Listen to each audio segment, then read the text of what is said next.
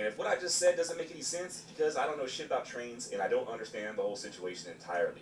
I do know these types of situations were common in those days. A rich cattle baron or a railroad baron would hire gunmen to impose their will on either their competition or whoever was standing in their way.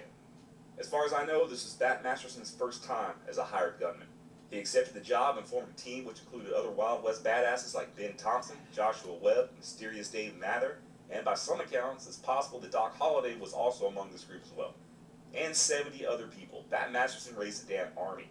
And so did the other side. The Denver Railroad hired its own group of gunmen as well. And I really couldn't find a whole lot of details about this conflict, but it looks like there was some real fighting that went down. And at the same time, there was a different type of fighting going on in the courts.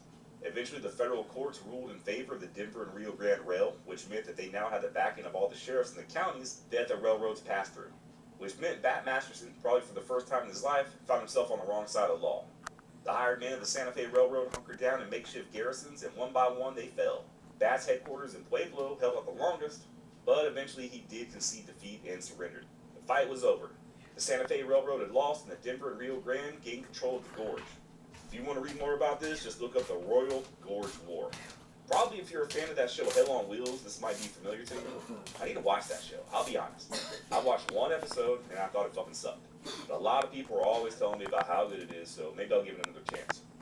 Also got a listener suggestion to do an episode on Jack Caseman, the real life person who inspired Hell on Wheels character Cullen Bohannon. So who knows, maybe I'll catch them and get quarantined and binge watch Hell on Wheels. Moving forward, the voters of Fort County, Kansas were not happy about leaving to go fight for the railroad in Colorado, so they voted his ass out of office. Unlike his previous Harold close, Bat lost his 1879 re-election bid for sheriff by a vote of 404 to 268. In 1880, he's still living in the area,